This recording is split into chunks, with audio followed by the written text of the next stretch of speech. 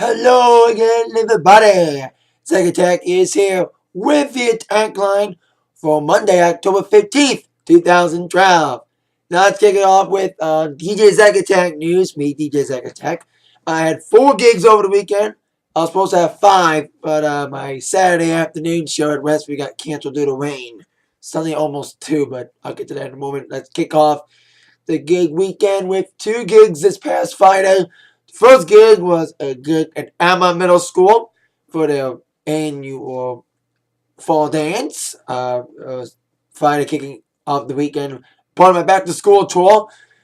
Great dance. Oh my god, it was amazing. Probably my best Alma dance until the next one. Every Alma dance is better than the last. I've been DJing Alma Middle for 6 years.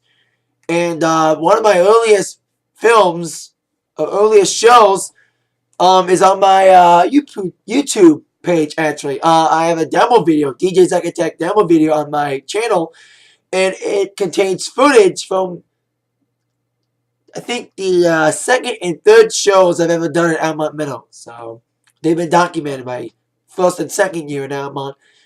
And it's been a good road to get to, and a great show, again, probably the best one until the next one. Great. Of course, Gangnam Style is popular everywhere I go. And the next 2 shows would be no exception. Gangnam Style was popular at the Splash Bash, which was decent, not as good as the one we did back 2 weeks ago. Hopefully the next one in December is better. As well as, of course, the Double Sweet 16. Those are the 2 best shows. Sweet 16 and Almont were the best shows of the weekend. Almont was great for dance. Best dance we done for them. And the Double Sweet 16, my first Sweet 16 in a long time, which was at Suzette's Masters of Dance in Shelby Township, Michigan, for Miss Arntz, the assistant principal from Woodmill High School. Called me on the short notice. But it was a great Sweet 16. Great dance for. Great packed house. Great crowd. Some people from other gigs I've seen. Some people I've seen other shows that said I was good at all the shows they did. And it was a great, great show. And then the 4th show of the weekend, Westview on Sunday, mixed. Started out slow, then ended up steadily being good. A couple booked-in parties. Been getting a lot of them lately at Westview. People having their birthday parties there. It was like Splash Bashes for a while. Splash Bashes used to have birthday parties. Now it's Westview the one having people come to the birthday parties. But unfortunately, it rained a little and I had to cut my set a little short. Stupid. Because after I left, the sun came out. And after I left, I went to a concert, which I'll explain after I talk about the #1 movie. Which, yes, second week in a row, Taken 2, shockingly beating Algo and Sinister. Sinister was #1 on Friday. However, big upset by Taken 2. Shocking everybody by being #1 for a second week. With 21 million. Algo beat Sinister, though, with Algo taking 19 million over Sinister's 18 million. So, another weird weekend, but still. Algo beat Sinister by only 600,000 to be #2. So they go Taken 2, still #1. Now, I said I went to a concert following the Westview Orchard show on Sunday. Well, I went to see the Go-Go's at the Motor City Casino soundboard. Now, I originally wasn't going to go because of the price. $40 plus fees to see the Go-Go's, they're not worth it for me. I'd rather spend 10 on lawn seats at a DTE concert like they did last year at the B-52s. But I couldn't go. I had to go to another concert. Guilty BSB. Anyway, they discounted the tickets, $20 tickets, trying to fill up the venues. The Go-Go's last show of their American tour. And they wanted to fill it up. Got the $20 tickets, floor seats, third wall, baby. So it was a good show, but an hour and a half show. It was only them, no other band. It was just the Go-Go's. And for a band only has about 4 singles, a lot of album cuts. Of course, couple fans in me, the people who bought the front row tickets, they sang almost every song because they got the albums. They were great. They sounded great. Melinda sounded great. Everyone great. They were very playful on stage. Jane was probably the the wildest of the night. She had a lot of crazy faces, a lot of crazy dancing with the bassist Abby Travis replacing Kathy. She got injured. And I was wondering to myself two things. Are they going to do anything solo-wise, especially Belinda having a huge successful solo career? Where they did at least one Belinda solo, Mad About You from the first album. And of course, the second question, would they do their cover of Carly Rae Jepsen's Call Me Maybe, which they also did near the encore, which was Head Over Heels. They did all the best songs. Well, they only have 4 good songs, including Head Over Heels. We Got the Beat, ALCS, The End of Vacation, which was song number 2. But it was a good rocking show, you know. I like the venue soundboard, and the Motor City Casino was great. By the way, Motor City Casino has the best slot machine in the world. Michael Jackson's slot machine. Knowing me, people who know me personally, and probably people who have seen my videos knows I'm a huge MJ fan. So seeing that slot machine was cool, but the show itself, the Go-Go's at soundboard, very intimate, very small venue, very good venue. And after the show, people like me were sticking around. All the tech guys were setting down the stuff, setting down the stage, and they were throwing stuff. You know, they were throwing stuff on the stage, like set lists, drumsticks, and picks. Well, I got picks. They threw out some picks, and this is Jane's pick that I got. Jane Whelan's pick. There's Jane on the maybe it's not a focus, but it's Jane on the signature. The other one I got was Charlotte's pick, but it's kind of fading. You know, it was like this, but I got it. It was like the Go-Go's logo, and Charlotte's signature is fading on like Jane's different material. But I got the picks. That was kind of cool. Got them after the show. So there you go, the Go-Go's. Decent show last night. Good band, good sound. Great way to end my 2012. I originally ended 2012 by going to Rocky Horror. But this was a last minute edition. Couldn't deny it for $20, especially if it was third row, better than $10 lawn seats. So there you go. Speaking of concerts, a band finally announced DJs for concerts. After months of rumors, the Rolling Stones finally announced some dates concerning shows in London and New York. Well, be more specific, New Jersey. Now, the O2 Arena shows, yes, they're happening in November. I think it's November the 13th and the 15th. However, the U.S. shows are a surprise to what was originally rumored. Now, originally, rumors were saying that they were going to do the London shows along with shows at the Barclays Center in Brooklyn. However, they wanted a big television special, which I'll explain in a moment, so they couldn't make it all work with the Barclays, so they had to move it to the Prudential Center in Newark, New Jersey in December. It'll be on the, I think that'll be December 13th and 15th. I think the London shows are in November. Forgot the dates specifically. But not only are they doing those 2 shows, fans who can't make it to the shows can watch it on pay-per-view. Now, the Rolling Stones are going to have a pay-per-view on December 15th, live from the Prudential Center in Newark, called One More Shot. And very surprising on who's producing the pay-per-view. The WWE. Yes, Vince McMahon is producing the Rolling Stones pay-per-view on December 15th, called One More Shot. Vince released that he's very excited about bringing the Stones to the living room. Of course, Rolling Stones have done pay-per-views in the past. They were one of the very first bands to do a live pay-per-view event back in 1981 on their Tattoo You tour. They had the infamous keep beating up somebody up doing Satisfaction. Look it up on YouTube. Here on YouTube. Anyway, they've done pay-per-views, I think, with the Steel Wheels tour, the Voodoo Lounge tour. They did a pay-per-view. In the Bridges to Babylon tour, I don't think they did any. They did an HBO special for the 40 Licks tour, the 40th anniversary tour, but no specials for the last tour, the Bigger Bang tour.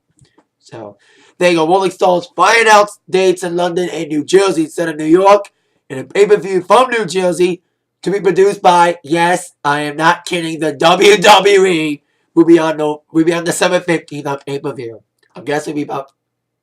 I'll laugh if the price of the pay-per-view is $50.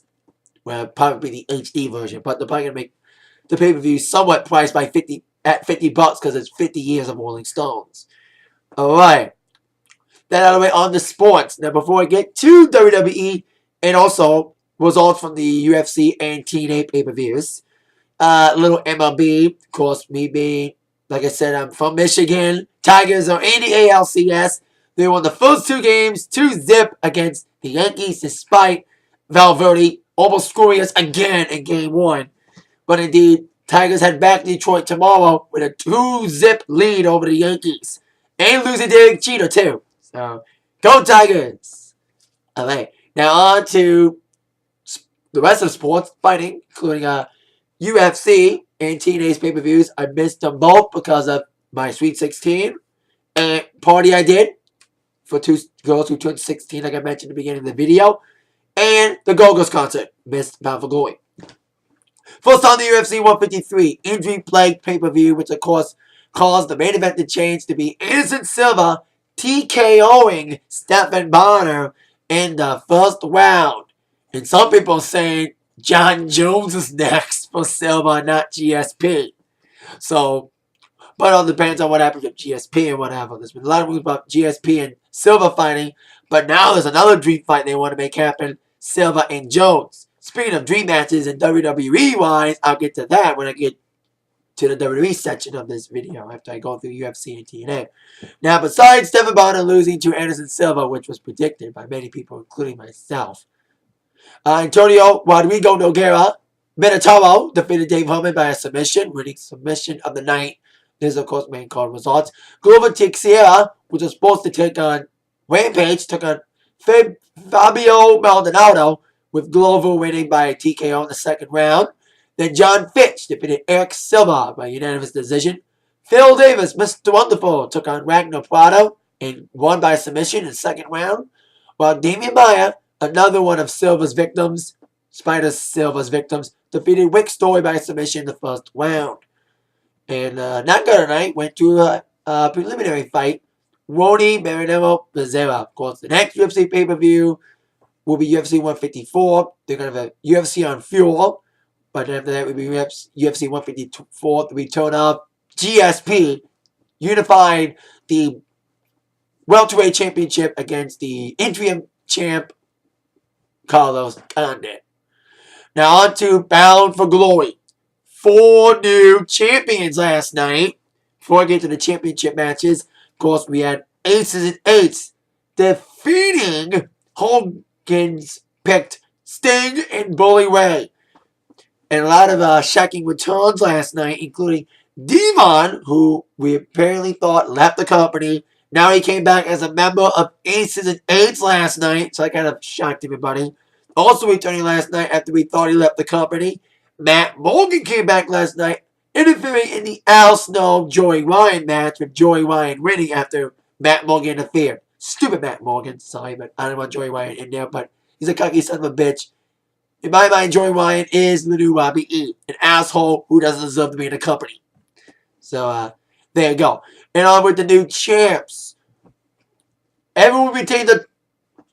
Samoa Joe was the only one who retained his title. Everybody else lost. With Rob Van Dam defeating Zima Iron for the X Division Championship. Chavo Guerrero and Hernandez being the new tag champs. Tara defeating Miss Tessmacher.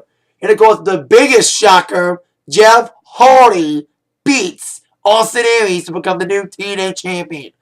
I know a lot of people probably bummed about that. For many people, Bound For Glory was pretty good. But I know a lot of people were stunned that Austin Aries lost. And I'm kind of stunned too. Hardy's kind of a crackhead, some people. But, you know, Hardy being champ, it's been kind of a mixed bag. The last time Hardy was champ, he got high. So hopefully Hardy doesn't fuck himself up this time. Because last time he was champion, of course, we don't know what happened. Victory Road, 2011.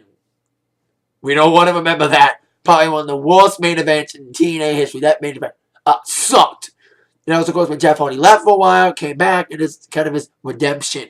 Speaking of redemption, James Storm did end up defeating Bobby Roode. And what I heard was a very good no DQ match.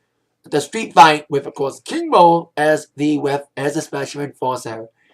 So there you go. 4 new champions. Be a lot of aftermath on Impact this Thursday, which of course will include, of course, what happened with Devon now joining Ace and Eight, and of course Matt Morgan lining himself with Joy Ryan.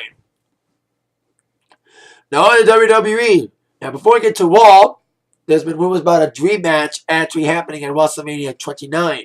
In a new viral video promoting WWE 13 plants the seed even further. Now I mentioned when I talk about UFC, they're talking about maybe pitting Silva against either GSP or John Bones Jones dream matches for UFC fans. A dream match for WWE fans is Stone Cold Steve Austin versus CM Punk.